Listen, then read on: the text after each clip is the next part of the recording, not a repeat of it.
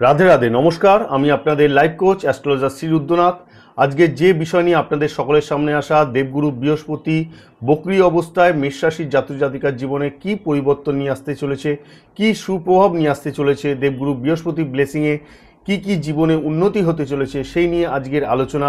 এই আলোচনা আপনাদের সকলের মেষ রাশির জাতক জাতিকার কাছে খুবই গুরুত্বপূর্ণ আলোচনা। তাই এই ভিডিও স্কিপ না করে পুরো ভিডিও মন দিয়ে দেখুন। যারা এই চ্যানেল নতুন আছেন তাদের আমি রিকোয়েস্ট করব অবশ্যই তারা সাবস্ক্রাইব করুন। অন্তিমে আমার আলোচনা যদি ভালো লাগে তাহলে লাইক এবং শেয়ার করতে অবশ্যই ভুলবেন না। প্রতি বছরের মতো এবছরও নতুন বছরে 50 জনকে আমি ফ্রি কনসালটেন্সি দেবো।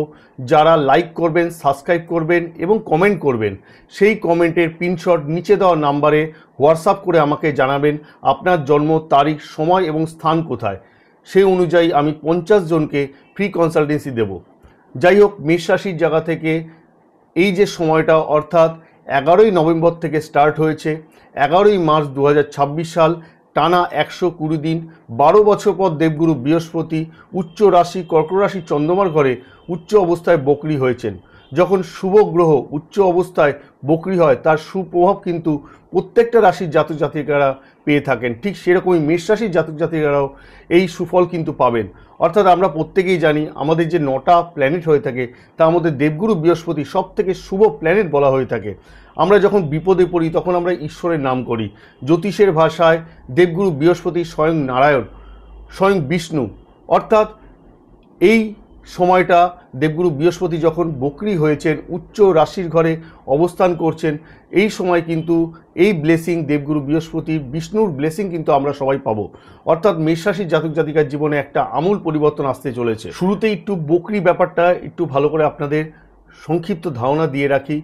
অর্থাৎ শুভ গ্রহ যখন বক্রী হয় তার সুপ্রভাব অর্থাৎ 3 গুণ তার প্রভাব বৃদ্ধি পায়, সে বলশালী হয়।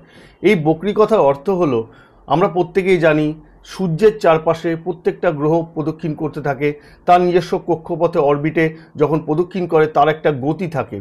সেরূপ দেবগুরু বৃহস্পতি এবং সূর্যের মাঝখানে পৃথিবী অবস্থান করছে এবং দেবগুরু বৃহস্পতি গতি কমে গেছে। এই অবস্থাকে দেবগুরু বৃহস্পতিকে বক্রী বলা হয়ে থাকে। পৃথিবীতে অবস্থানকালীন আমাদের মনে হয়ে থাকে পৃথিবীর সামনের দিকে এগিয়ে আসছে, দেবগুরু বৃহস্পতি পেছন দিকে চলে আসছে। এই কথাটা কিন্তু সম্পূর্ণ ভুল, কিন্তু এই মনোভাবটা আমাদের ভুল।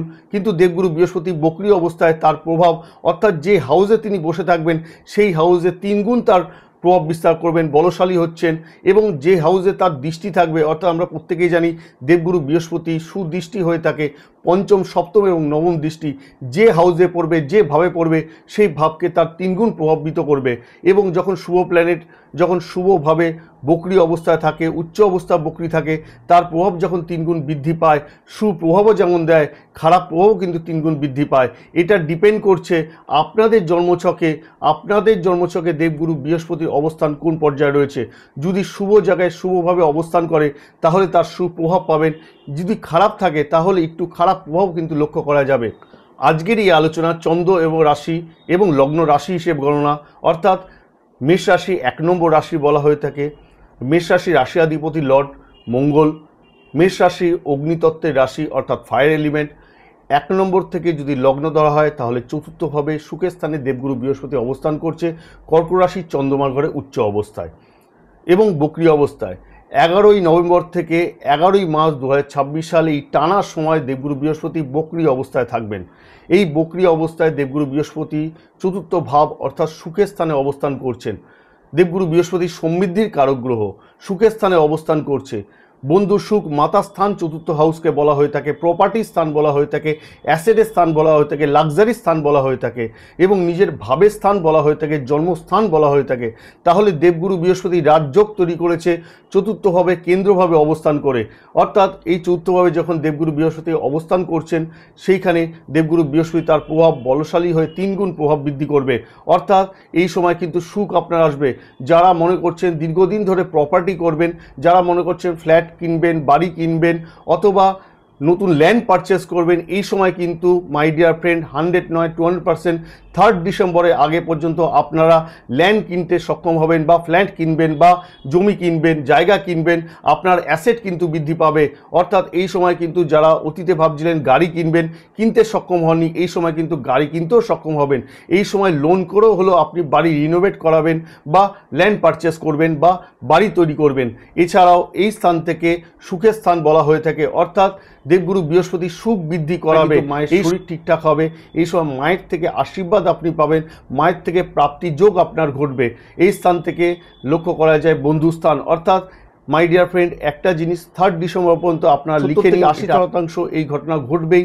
অর্থাৎ খুব কাছের মানুষ আপনার কাছে আসবে, এমন বন্ধু, এমন কাছের মানুষ যে আপনাকে আর্থিকভাবে সহযোগিতা করতে পারে, বা যার পরামর্শে হয়তো আপনি কোনো সমস্যায় আছেন, সেই সমস্যার সমাধান কিন্তু উনি রাস্তা দেখাবেন। এই কাছের বন্ধু কিন্তু আপনাকে সহযোগিতা করবে। এবং কোনো প্রপার্টি নিয়ে যদি কোনো পেপার সরকারি জায়গা থেকে আটকে গিয়ে থাকে, এই সময় কিন্তু আপনি সেই পেপারসের পেয়ে যাবেন। এই সময় যারা প্রপার্টি ডিলিংয়ে কাজকর্ম করছেন তারা কিন্তু খুব সাকসেস করবেন। যারা রিয়েল এস্টেটে বিজনেস করছেন তাদের ক্ষেত্রে প্রোগ্রেস হবে, যারা ব্রোকারি করছেন তাদের ক্ষেত্রে এই সময় প্রোগ্রেস লক্ষ্য করা যাবে। অর্থাৎ সুখের স্থানে চতুর্থভাবে দেবগুরু বৃহস্পতি অবস্থান করছে, তার সুভাব চতুর্থভাবে তো পাবেন। পাশাপাশি দেবগুরু বৃহস্পতির দৃষ্টি, দেবগুরু বৃহস্পতি পঞ্চম দৃষ্টি, সপ্তম এবং নবম দৃষ্টি।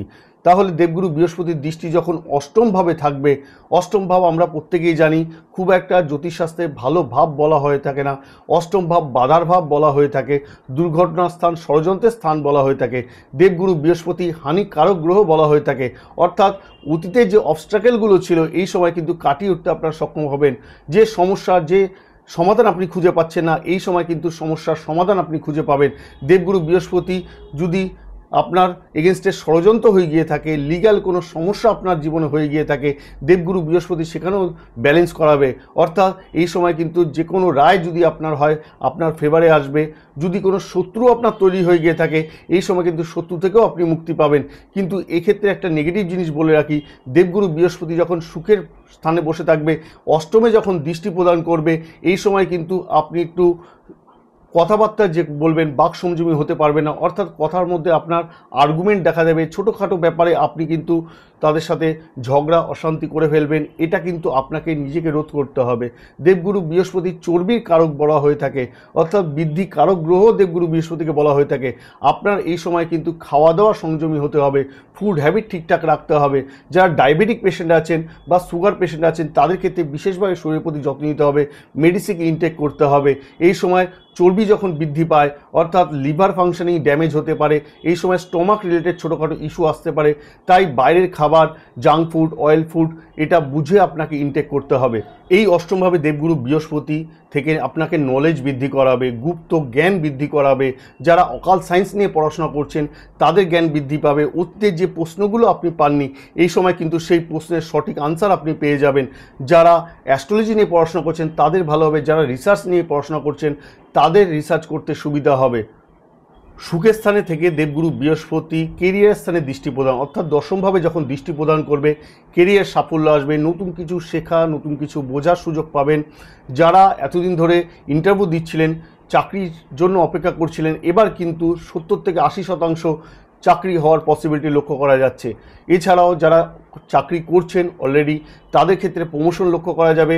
অফিসে বসের সাথে তাদের টিউনিং ভালো থাকবে, অফিস এনভায়রনমেন্ট তাদের পজিটিভ লক্ষ্য করা যাচ্ছে। নতুন কিছু শেখা বোঝার সুযোগ করে দেবে দেবগুরু বৃহস্পতি, কারণ দেবগুরু বৃহস্পতি সমৃদ্ধির কারক গ্রহ, জ্ঞানের কারক গ্রহ। যে কোনো ওয়ার্কের মাধ্যমে আপনি তার থেকে ডিপভাবে আপনি গভীরে গিয়ে সেই কাজকে কিন্তু এই সময় শিখে নিতে পারবেন। অর্থাৎ কর্মে উন্নতি কিন্তু এই সময় দেবগুরু বৃহস্পতি করাবে। এরপর দেবগুরু বৃহস্পতি এই সুখের স্থান থেকে তার দৃষ্টি থাকবে 12 হাউসে। এই 12 হাউসে যখন দেবগুরু বৃহস্পতির দৃষ্টি থাকবে, দূরে আপনার যাত্রা হবে। অর্থাৎ কর্মকারণেই হোক আপনাকে বাইরে যাতায়াত করতে হতে পারে, বা ফ্যামিলি নিয়ে কোথাও ঘুরতে যাওয়া হতে পারে, অথবা ধর্মীয় কোনো স্থানে আপনার তীর্থ করা হতে পারে। অর্থাৎ দূরে কোনো স্থানে আপনাকে যাত্রা কিন্তু দেবগুরু বৃহস্পতি করাবে। বিদেশে সংলগ্ন যে কোনো কাজ আপনার এই ক্ষেত্রে সমাপ্ত হবে। অর্থাৎ আপনি মনে করছেন বিদেশে গিয়ে চাকরি করবেন বা ইম্পোর্ট এক্সপোর্টের বিজনেস আপনি করেন, তাহলেও আপনার সাকসেস হবে। যারা বিদেশে যেতে চাইছেন এই সময় কিন্তু ভিসা পাসপোর্ট আপনি পেয়ে যাবেন। অর্থাৎ 3 ডিসেম্বরের আগে পর্যন্ত সময়, 11ই নভেম্বর থেকে 3 ডিসেম্বর পর্যন্ত আপনারা যা অ্যাপ্লাই করবেন বিদেশে যাওয়ার জন্য, সেটা আপনার কিন্তু সুখের কারণ হয়ে দাঁড়াবে। অর্থাৎ মনের ইচ্ছা কিন্তু আপনার পূরণ হবে। এছাড়াও যারা এনআরআই রয়েছেন বা ফরেনার রয়েছেন, তাদের ক্ষেত্রে কর্মে উন্নতি লক্ষ্য করা যাচ্ছে। এছাড়াও যারা হায়ার এডুকেশনের জন্য বিদেশে যেতে চাইছেন, এই 3 ডিসেম্বরের পর্যন্ত আপনাদের সময় কিন্তু আপনাদের ফেভারে থাকবে। এছাড়াও এই স্থান থেকে বলা হয়ে থাকে দানের স্থান, অর্থাৎ এই সময় কিন্তু আপনার দান করার মনোভাব তৈরি হবে।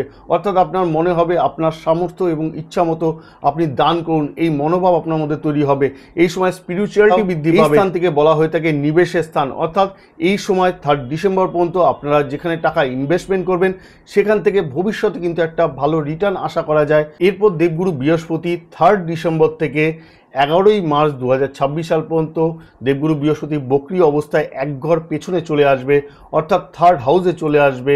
3rd হাউস হলো পরাক্রমের স্থান, অর্থাৎ এই সময় কিন্তু আপনার স্কিল বৃদ্ধি পাবে, যে কোনো জায়গায় পারফরমেন্স আপনি ভালো করে করতে পারবেন। এই সময় পেশেন্স আপনার মধ্যে বৃদ্ধি পাবে, সততা বৃদ্ধি পাবে, হার্ডওয়ার্ক ডিটারমিনেশন অর্থাৎ কঠোর পরিশ্রম করা মনোবল বৃদ্ধি পাবে।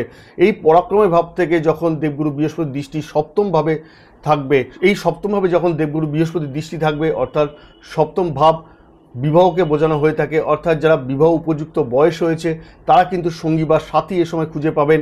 এবং যদি বৈবাহিক সম্পর্কে কোনো রকম ডিস্টার্ব হয়ে গিয়ে থাকে, আন্ডারস্ট্যান্ডিংয়ে কোথাও প্রবলেম হয়ে গিয়ে থাকে, দূরত্ব তৈরি হয়ে গিয়ে থাকে, দেবগুরু বৃহস্পতি ব্যালেন্সের কারক গ্রহ। দেবগুরু বৃহস্পতি রিলেশনকে এই সময় ব্যালেন্স করাবে। অর্থাৎ যদি কোনো সম্পর্ক খারাপ হয়ে গিয়ে থাকে সেই সম্পর্ক কিন্তু আবার ঠিকঠাক জায়গায় চলে আসবে। দেবগুরু বৃহস্পতি এই পরাক্রম ভাবে থেকে ভাগ্যস্থানকে দেখবে, অর্থাৎ দেবগুরু বৃহস্পতি ভাগ্যবর্ধক দৃষ্টি বলা হয়ে থাকে।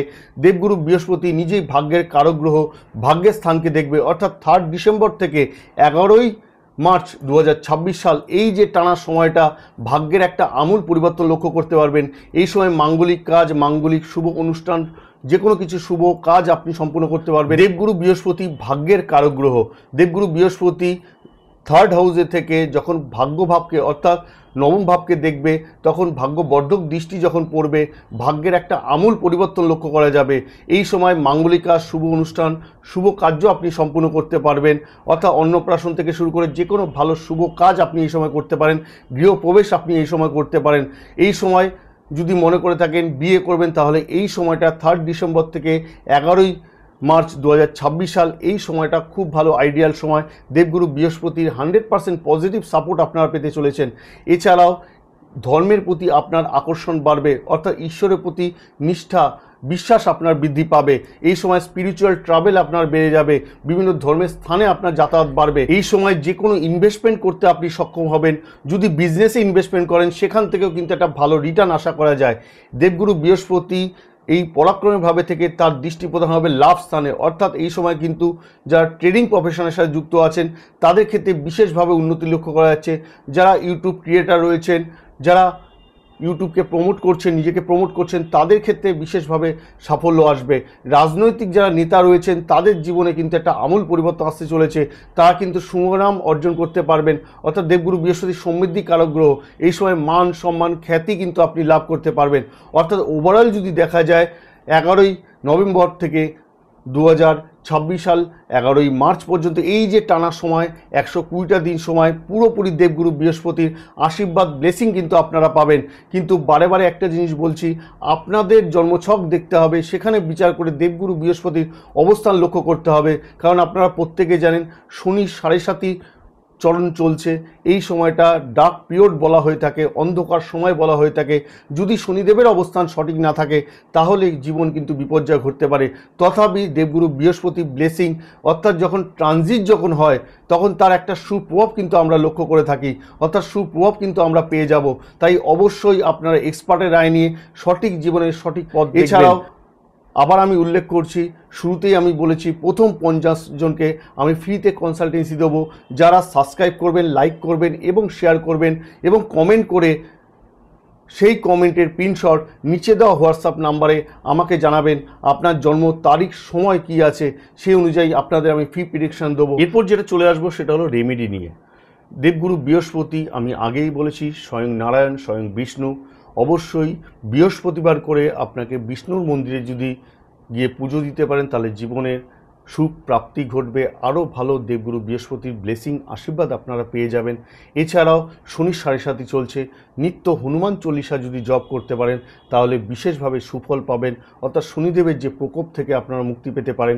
এছাড়াও এই সময় যারা রত্ন ধারণ করতে চাইছেন তারা যদি হলুদ পোখরাজ অর্থাৎ ইয়েলো স্যাফায়ার ধারণ করতে পারেন, তর্জনী আঙ্গুলে যদি ধারণ করা সম্ভব হয় তাহলে আরও ভালো সুফল আপনারা কিন্তু পাবেন। আশা করি এই ভিডিও আপনাদের সকলের ভালো লেগেছে। আমি সহজ সরলভাবে আপনাদের বোঝাতে সক্ষম হয়েছি। যদি ভালো লাগে তার লাইক এবং শেয়ার করতে অবশ্যই ভুলবেন না। নতুন বছরে সকলে ভালো থাকুন, সুস্থ থাকুন, তা আমার কাছে এই প্রার্থনা। জয় মা তারা, জয় মা চণ্ডী।